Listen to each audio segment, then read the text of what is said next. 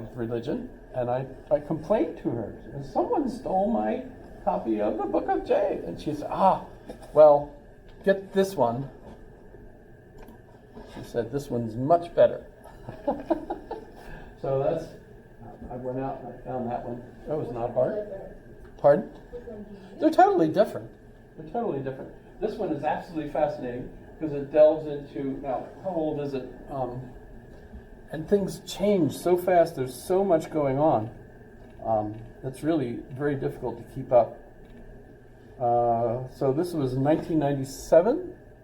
That's a reprint. So it doesn't say when it first came out, but that's about right. Because remember, my first teaching here was 95, spring of 95 at UAA.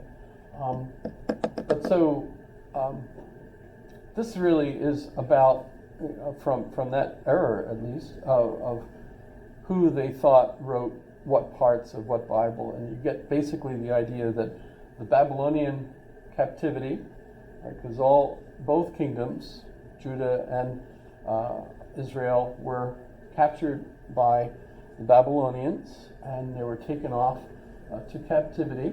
And when they were finally released, thanks to Nebuchadnezzar, right? And they went back. The priests now had an education based on their understanding, their education from Babylonia.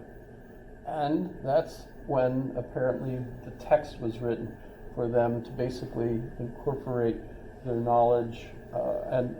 And by the way, you can check the Babylonian text and you can see there's lots. The story of Noah, everybody has the flood. There's all kinds of stories. There's actually 2 different creation stories in the Bible. Adam and Eve. In one, Adam is first, right? And by the way, when Adam is created, and Adam means dust, right? So God breathed into the dust and created Adam. And then he was lonely. And so God removed a bone from Adam, which was a curved bone.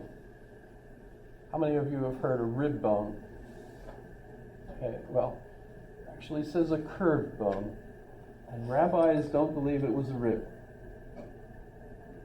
Because if you're familiar with mammals, all male mammals except one have a curved bone in their penis. But human males do not. And so the rabbis believe that was the bone that was removed from Adam and used to create Eve. This is not my fault. I'm just passing on the story, right? It's one of those stories that's, And by the way, I had the occasion to actually I own an Usyk, which if you have one too, mine, that's magnificent. You could use it as a club. So, okay. So there, and you can see them. They have them for different mammals. Pardon? What's an Usyk? What is an Usyk?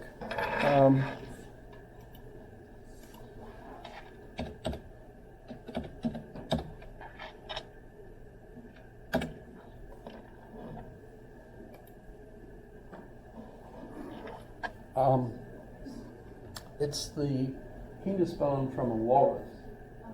A male walrus. Do you have one? I have one.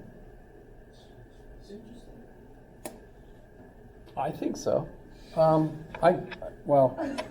All kinds of stories, all of which are squirrels and distracting us from really, I only have 5 minutes left to get us to the point where we have Christianity.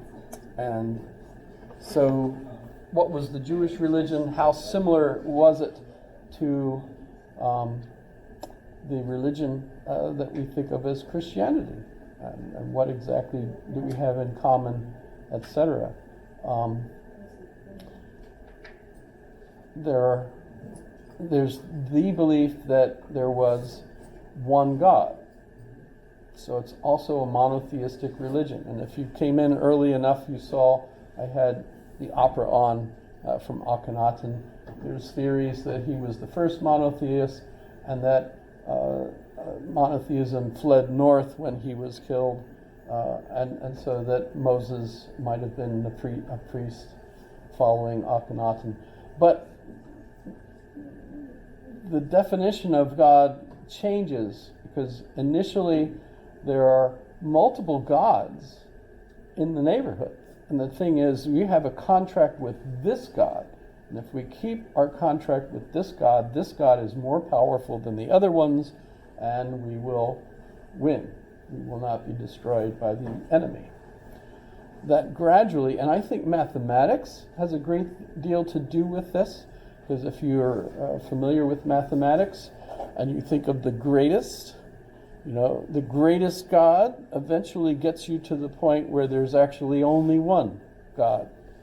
And at that point, then you have the idea that the other gods are false idols, right? So they're not believable, right? So there's only one God. But does that mean that you're saved? Well, for the Jewish people, apparently the main saving was the kingdom, not individuals. So the kingdom was what was to be created and saved by the God. So it's not understood that Jewish people believed that there was a heaven in store for those who were saved. It was instead that the kingdom would be saved. That changed, and a lot of argument goes back and forth because of Christianity as having an influence on contemporary Judaism. So who knows? But Jesus, we believe, existed, and there's actually other sources for Jesus. One of them is Josephus. You can find his complete work. They're probably even on the web. But Josephus, the Essential Works, etc. And by the way, his Roman name will be Josephus Flavius. Because Josephus believes he's the next to be the high priest of Jerusalem, and he was also the heir to the kingdom of Herod. And so at the time that, roughly 68 AD, when they had a rebellion against the Romans, and the Romans sent the 6th Legion. And by the way, if we think of the mark of the beast as 666, they consider that to spell Nero. Yes? You're familiar with any of that? But it also seems like, well, if you have a 6th Legion, you also have the 6th Battalion or the 6th Company. So you can easily have 666 as a particular unit in the Roman Legion. But the Romans come, and Josephus is the general in charge of the Jewish defense, and they meet at Har Megiddon. So there's in fact, if you go to Jerusalem or to Israel today, there's a place, maybe you've been there, that's Har, which is hill, Megiddo, right? And Megiddo is a village. And by the way, I've been there with Google Earth and looking over the scene where you can see the hill where the disaster occurred, because the Jews lose to the Vespasian Flavius, right, who's coming in with the legion to attack Jerusalem. And what's neat today is when you're looking from that hill where they have a little wooden scaffold that you could climb up to look around, in the distance, easily visible, is a kosher McDonald's. And you can go into the McDonald's on Google Earth And you could see, of course, it's all in Hebrew and kosher and so on. And I just think, you know, Harmageddon is where you get Armageddon from.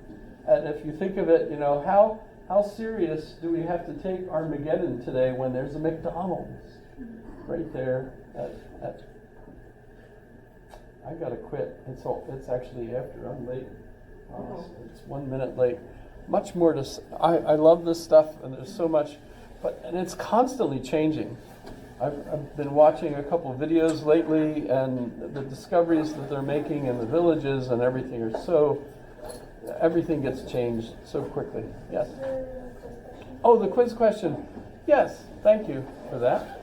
That's the second time you helped me remember that, I think. And the quiz question is, why do you think Christianity became the dominant religion in the Roman Empire? Why do you think Christianity became the dominant religion of the Roman Empire? Nice easy question. PhD in this, you know, anybody who's interested. And you'll probably be found wrong in about 10 years, even so, you know, because all of this stuff archaeology is amazing, and all the things that they can do now, the translations that they can make of the things that they find. Oh my goodness, it's absolutely amazing. Well, be safe out there. I don't know how many inches we got. I just know that, was it 8 inches? Yeah. On top of what we already had, because we hardly lost any of it. And the ice too, like on top of the ice, it's terrible. I hate the winter so much. I know driving in this morning, I just closed my eyes. I didn't It's okay though, I used the force, you know. Yeah. Definitely. How can I see with this, you know, it's blinding me. Oh, just use the force. Oh. Yeah, that is scary out there. YouTube, thank you for coming. Bye.